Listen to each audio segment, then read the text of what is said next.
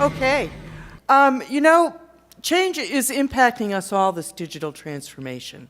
And even not just you involved in the day-to-day changes involved at the plant level, but even us, industry observers, industry analysts, publishers. And the change that's impacting us greatly, I think, is social media. And here you have before you the two dichotomies, if you will, in that space of the use of social media. We have the power user over here, Terry O'Hanlon, and myself, who is very resistant to this change, quite frankly. I have not yet seen the value in it, so I am not adopting it. Does it mean that I don't know what I'm talking about? Absolutely not. But I'm sorry, I'm a privacy person, and I'm going to stick to that. But I'll let you have the power user right now. Thank you, Paula. Paula is one of those examples, though, of speak softly and carry a big stick. Whenever she speaks, I absolutely listen to anything that she has to say. Thank you guys for letting me be here, for being in this session. I thought it was pretty interesting leading up to this. I don't know if you noticed on Dale's presentation, he listed himself as a shadow IT and reliability leader. So he's a shadow leader, and he's got a shadow network of change agents that he's employing at Honda to create change up there. Paula said adaptability to change is going to be critical to success in the future.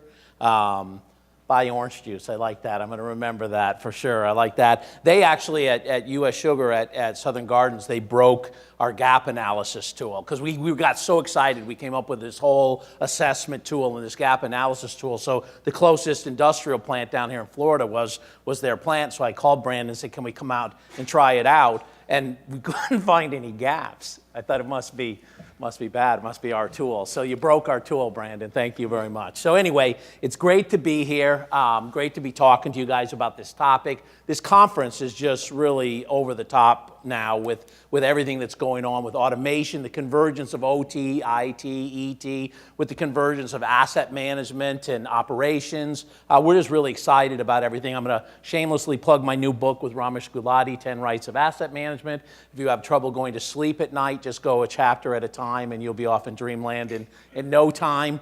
I like to say that I'm 59 years into a 99-year experiment called my life, and I'm in no particular hurry to end the experiment. Maybe could extend it to 109 years possibly by the time I get to 99. My dear mother in Nebraska is 90 and doing just fine. She lives 14 miles from nowhere, and she's doing great out there. So I hope so. My goal for today's presentation is to transform your thinking. My job's been made very easy because that's what these three speakers and my colleagues who were here before me really did. They're talking about sort of a new way of thinking about the same old problems. And I want to start with I have a series of laws that I go by, and one of them is you really can't buy a reliability journey or your company would have already purchased it. In other words, you want your assets to have failure-free operation, and if you could simply just purchase that, your company, it's worthwhile, it's worth enough to you, your company would have actually already written the check. But you can't write a check and get reliability. The other thing that sort of drives me crazy now is as these, and I know there's a lot of them, probably some of them in the room, these industrial control companies discover condition monitoring and they discover predictive maintenance. You know, I've had them come up to me at conferences before and say, hey, do you know that there's signals that come off of equipment and you can have an early warning of a pending failure? I'm like, yeah, well, we've been doing that in maintenance for like 30-some years, you know? But listen, here's something I want to say about that. It's another law. You can censor your entire plant. Do you think it makes it more reliable? You know, if the doctor censored your blood pressure and you kept cramming McDonald's French fries into your mouth, you know, would it actually make you healthier? Because they're monitoring your blood pressure in real time. So censoring is great. Having advanced sensors in your plant is really good. It's not where reliability comes from. So we want to talk about that just a little bit. And again, it's been addressed by all three of the speakers today. It's really sort of a combination of what the people do. So yeah, we have the Internet of Things, and it's coming, it's here. A lot of companies are creating really powerful use cases for it, but it's got to be combined with people and process. So in other words, your company has to have the right processes to take advantage of the IIoT, and analytics and artificial intelligence and things of that nature. And they also need the people thinking in the right way, and we'll talk about that for a second. So I have 2 or 3, maybe 4 major paradigms I want to get across to you in this presentation. So the first one is, if I came into your plant today, those of you who are here from plants, and I asked you, which department or which person inside your plant is responsible for safety? What would the answer be? Who owns safety in your plant? Everybody. Right, I mean, you'd look at me saying, what kind of crazy question, what is this guy? What kind of crazy question is that? Of course, everybody. But who owns reliability? Who? Everybody. Well, you wish. Yeah. That's the everybody should own reliability. Really, it's Jim back there in the maintenance trailer owns reliability. But the fact of the matter is, Jim can't own reliability. Now, Jim in the maintenance trailer, here's what he does own. He owns unreliability. There's no doubt. And I mean, it's important. It's important when the plant's down, when there's equipment down, that somebody owns that and it becomes a high priority. We got to get the plant back up. But the causes of unreliability are everybody in the organization. You know, in other words, for those of you who work in it, does operations have any effect on reliability? Does purchasing have any effect on reliability? Does engineering have any effect on reliability? Of course it does. So the paradigm, when I ask you that in safety, you come back to me almost incredulously and say, well, of course everyone owns safety. You know, are you crazy? Everybody owns safety. So it's the same with reliability, because it's either reliability for everyone or it's reliability for no one. Right, and that's the paradigm I want to get across to you. Reliability is everybody's responsibility, and everybody needs to be a reliability leader. So Dale's job isn't to be a reliability leader, but now his title is Shadow IT/reliability leader, and he takes it upon himself to change the future of Honda. One of the ways he's doing it is through reliability. So it's reliability for everybody. Another paradigm I want you to get is that things sucking is the real mother of invention. I stole that from Ben Pring, who made the presentation down at IMC, because it's so true. If everything was great, we wouldn't be driven to change. We'd need no management of change. We'd need no change process or anything like that. And here's our kind of our life situation. We're asked to make our assets perform more. Do more with those assets, please. Oh, by the way, please drive cost out of that doing more. We need to do that at a lower cost. And now when you get that done, please do it again. And when you get that done, please do it one more time. When you do it again, the millennials are drinking less orange juice, do it once more, please. And they want to buy cars with something in their dashboard that connects to the internet, so please do it once more. So that's always our constant challenge, is we're being asked to do that. But when we go out and see what the reality is, and that's why, I love these conferences like this, where we're really talking about the future, but I think we need to ground ourselves in reality and what we need to change about today to get to tomorrow. Most organizations don't even know what assets that they own. Only 40% of the organizations we study have an actionable enterprise asset management asset registry. In other words, they don't even have all their assets in their registry. Most organizations can't formally distinguish which assets are critical beyond maybe the top 10%. In other words, all assets in your plant are not created equally. If the $100 pump goes out, you may be shut down for a week. It isn't the most expensive, it's the most critical. Only 30% of the organizations we study have an accurate and up-to-date asset criticality ranking. Most of them lack a formal understanding of asset failure. Only 20% of the organizations we study have formally analyzed failure modes. Failure modes, the way that the asset can fail. Proactively analyze the way the assets can fail. And most organizations don't even know why they're doing the PM tasks or the preventive maintenance tasks that they're out doing. So in other words, if I stop a maintenance technician in one of your plants and I say, what failure mode are we addressing? What failure mode are we either predicting or preventing by this task that you're doing? Only 20% of them could tell me it back to a failure mode. So it's a little crazy what's going on out there in the world, right? So I like to use this quote because people wonder why I'm using it. There's nothing in a caterpillar that tells you it's going to be a butterfly. Buckminster Fuller, he's one of my favorite thinkers. And one of the things about reliability that I want you to think about is that it's time disconnected. There's no relationship in reality or in reliability to now. So what that really means, what the implication of that is that when you make a bad decision, when management makes a bad decision possibly about reliability today, nothing bad happens. That's why they get away with it. That's why it happens so often. Well, we could take that. We don't need to do that task right now. We don't need to spend money on this inspection right now. And guess what? Nothing bad happens at the moment. Now, 6 months from now, a year from now, something bad's going to happen. But nothing happens right now. But unfortunately, the same happens in reverse. You make a great reliability decision today, and nothing good happens. And that's really difficult for management who wants their ROI now. They want their ROI in this next 90 days. Sometimes with reliability, you don't get the ROI in the next 90 days. But you won't kill somebody 6 months from now or 9 months from now. Is that a good ROI? Might be. If you could run businesses by strict number ROI, accountants would be multi-trillionaires. They wouldn't be accounting. They wouldn't be doing our taxes.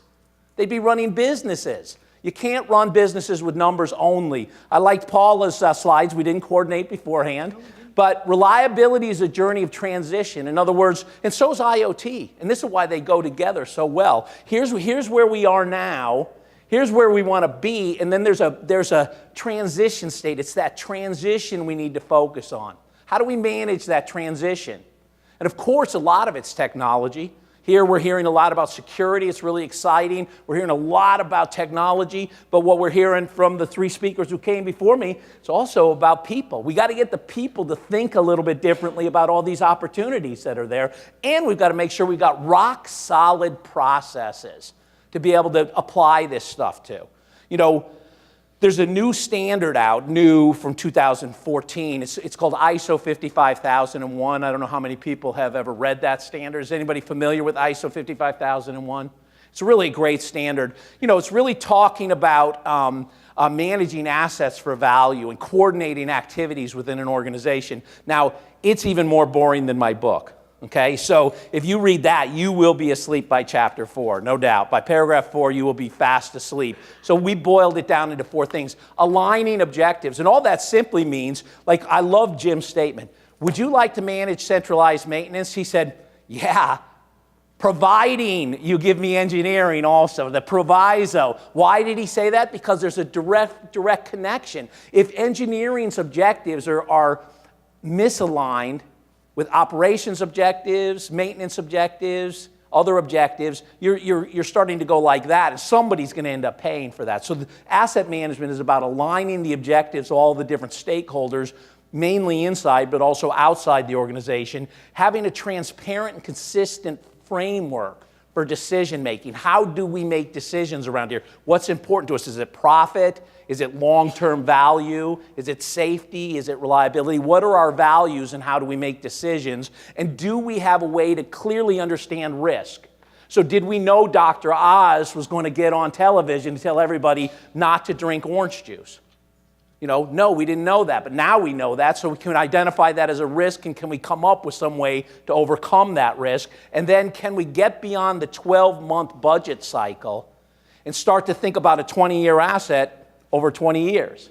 Now, of course, we still have our annual budget cycles that we have to deal with, but can we have a strategic view of that asset over 20 years? And we use a framework for that. We think it's nice to organize things into a framework so that there is a process underneath that your people can work with. And this is uptime elements. This is what Dale and Honda are using in some ways, and Southern Garden is using in some ways. We've got a set of technical activities which have been around for well over 40 years. Reliability Web didn't invent those technical activities. They have been around for a long time, and they're proven. But the problem with just focusing on the technical activities is that you do have business cycles. You get a new CEO, the price of oil will fall in half. Something will happen, and if you don't have those business technical activities tied into the business processes, they won't survive. Like Jim mentioned, somebody wants to start it all over again from the very beginning. You know, they want to go back around and around and around, and that's what we've seen happen for the past 40 years. So we put a foundation of leadership and we tie it into the business processes. What we like to say is that the technical activities, those are things you do to the asset. So we call that managing assets. That's not asset management. A lot of articles in trade magazines and in trade shows when you're in places like this, they say asset management. It's not. It's the act of managing an asset, something you're doing to an asset. Those are those technical activities. Asset management, that's what you're doing to the organization and the people. That's policy, that's strategy, that's planning. Those are things you're doing to the organization, and we build that on a foundation of leadership so that we can embed both the managing assets and the asset management into the culture of the organization.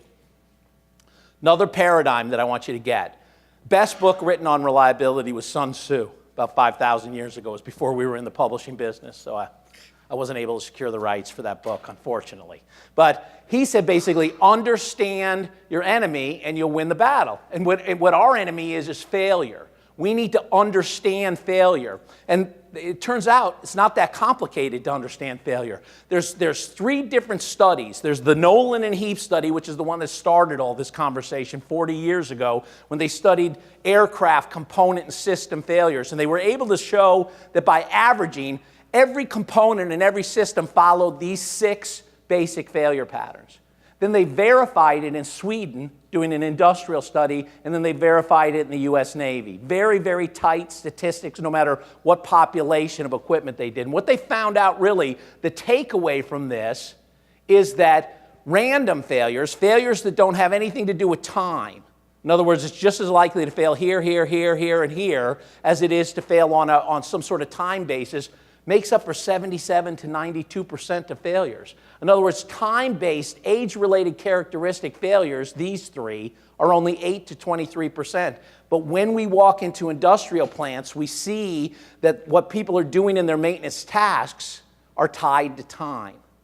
They're still doing time-based tasks. I'm going to do something to this pump every 90 days. I'm going to do something to this compressor every 6 months. They do things based on time, and it's not effective.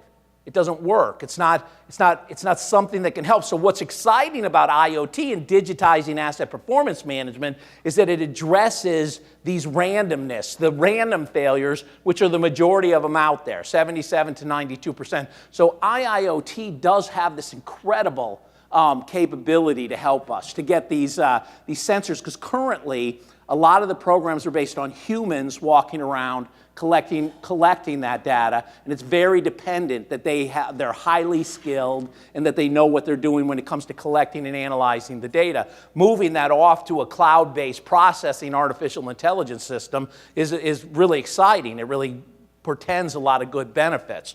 But the main idea is we spend a lot of time doing things to our equipment that we don't need to. I grew up in Nebraska where we said if it isn't broken, don't fix it. And the spoiler alert is, most of the time it's not broken. And we're inducing these failures by invading the boundary of the asset to begin with. So the reason we do time-based maintenance is we want to get the life of the asset, and then as it's right before it's going to wear out, we want to intervene and repair it or restore it back to its original new condition or as close as possible. That's why we do that, but that's only appropriate in a small, like we say, 8 to 23% of the time. What's the risk of getting in and invading these assets and touching these assets and putting our hands on the asset when it's running perfect? Is that we're going to induce, there's a high probability that laying hands on or invading the boundary of a perfectly good working asset will create what we call infant mortality, or what we call worse new or worse repaired. Have you ever had an experience where you started up an asset that had just been through repair or restoration or brand new and something didn't work? We induce that kind of failure, basically.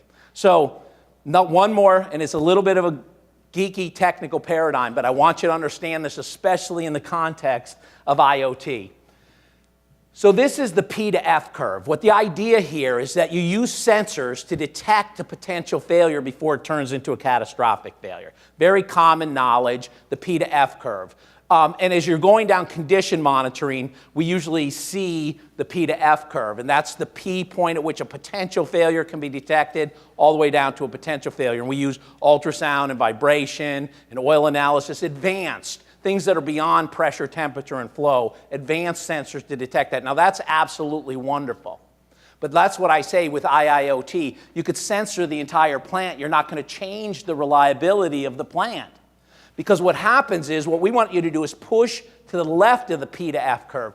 Precision commissioning, precision installation, precision engineering. You knew if you could affect the engineering, you were going to affect the reliability. You were going to be able to keep your word when it came to how the maintenance cost was going to be, because you built it in during design. Reliability is made in the design phase of an asset. And so that's what we need to learn with IIoT and all these sensors and AI. What can we do to push to the left of the P to I curve? What can we do to learn so that we make better assets, or we make better processes, or we make assets more resilient to failure in the future? Because if all we're doing is detecting better, we haven't really made any advances whatsoever. I mean, detection is great. So there's one last paradigm. It's how much does it cost for a failure? And how much it costs for a failure is, when do you want to remove the failure mode? If you want to remove the failure mode during design, it's basically a tick of a pencil. That's why the engineering was so powerful. I can change the design and make it more reliable. If you do it during subassembly, it's times 10 times the cost. If you do it at final assembly, it's 100 times cost. And if you do it during operations and maintenance, it's 1,000 to 10,000 times the cost to remove the failure mode during operations and maintenance. So when's the best time to remove the failure mode? Early in the life cycle, right? That's what you really want to do. Not how to prevent, not how to eliminate. We need to minimize maintenance. We want to make a maintenance-free car. If you could buy a car that didn't require any maintenance, would you buy it? There's certainly something attractive about that. We want to design in the reliability. Asset knowledge, so that was my last piece. Asset knowledge is the collective understanding about the asset management and its systems. It's managed by people, not systems. Knowledge is knowledge. It's only available and if you can access it. Otherwise, it's only potential knowledge. The act of managing knowledge should be provided this bridge to the access, is what we're saying. Asset knowledge is not software, right? Reliability is cultural and reflect on the leadership of your organization. Useful reliability information, though, can be derived from the data if you use it right. Only relevant reliability data of good quality is useful. Information is useful only if it's understood in the context of reliability and failure patterns. Developing asset knowledge requires skills, which we're talking about at this conference. Creating asset knowledge takes a lot of time. Sorry for the typo.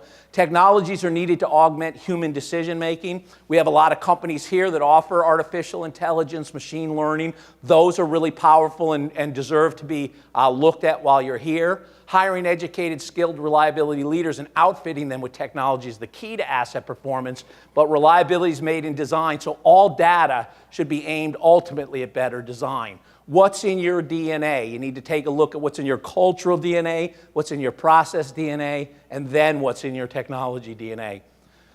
When guys like me show up and tell you how to make that reliability journey, you should send me packing. Only you know how to make the reliability journey in your organization. And you have to go through, you started with your company's mission and your company's vision, and everything headed to your company's mission and vision, and that's all that's really important. Last, with Buckminster Fuller, we're not going to be able to operate our spaceship Earth successfully much longer unless we see it as a whole spaceship and our fate is common. It has to be for everybody or nobody. And thank you very much for letting me talk to you about these ideas.